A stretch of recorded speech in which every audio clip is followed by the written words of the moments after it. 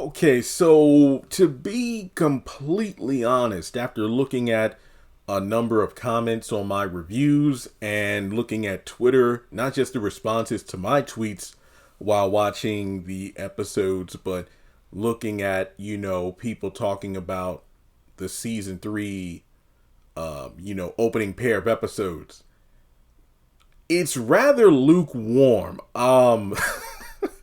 I mean, the fact that the show came back after being gone for over a year. Now, keep in mind, I believe it is like number one on BET Plus right now, and it's trending and all. But I'm not talking about that. I'm talking about just like the lukewarm reception. Numbers aside, the only numbers I'm pointing out in the video are the number of messages, tweets, and comments on YouTube about the episodes being kind of meh.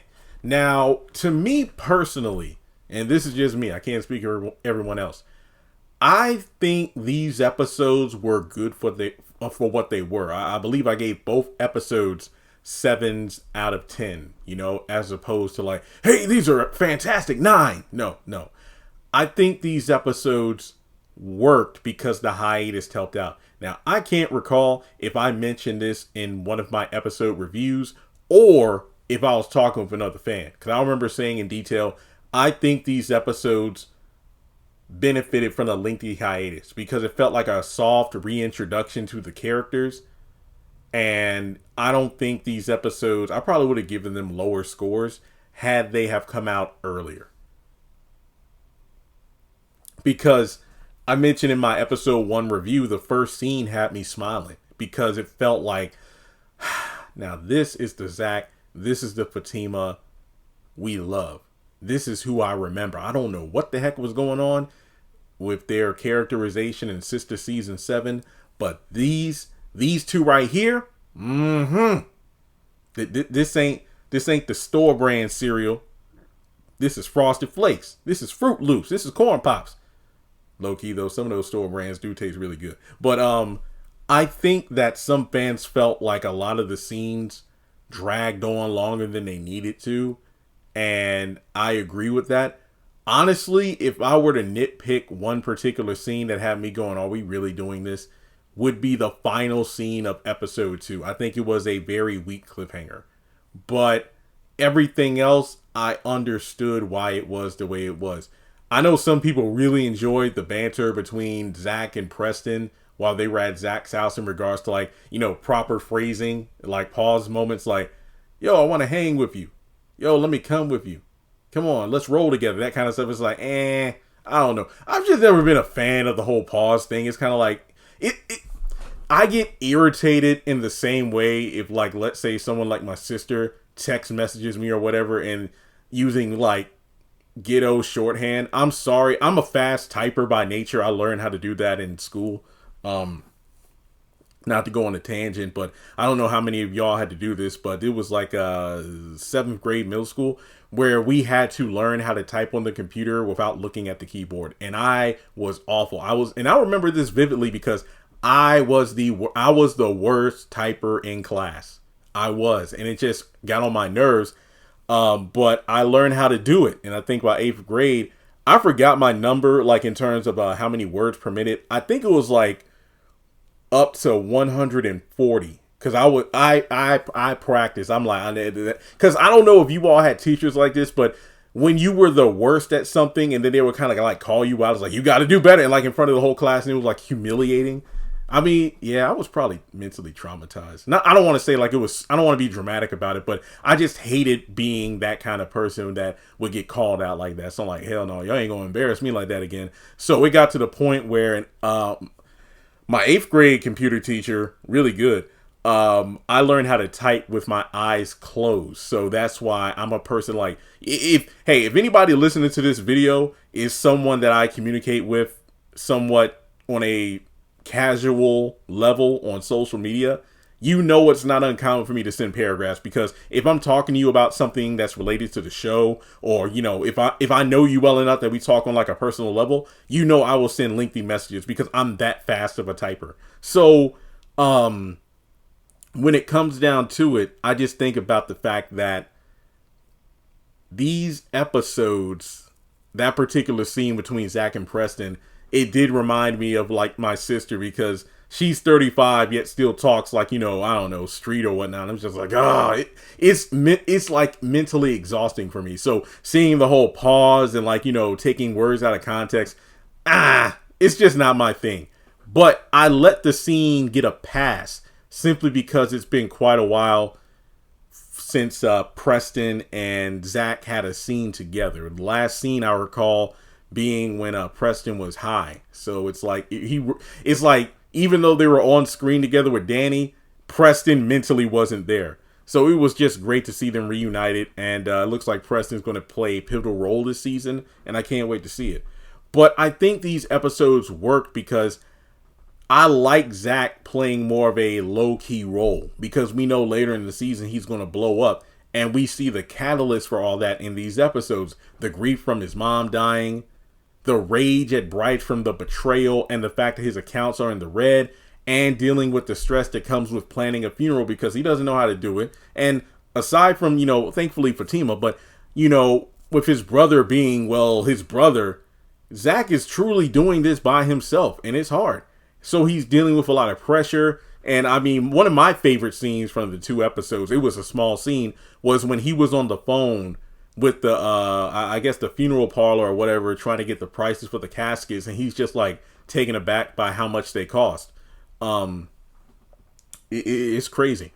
But I really do believe that these episodes felt different because this is season 3, folks. We're not really introducing that many new characters of importance. And what I mean by that is we have Zach and Fatima's friends, and we saw a lot of them in these episodes because I believe we're probably going to flush them out a bit more because they're going to play more of a pivotal role.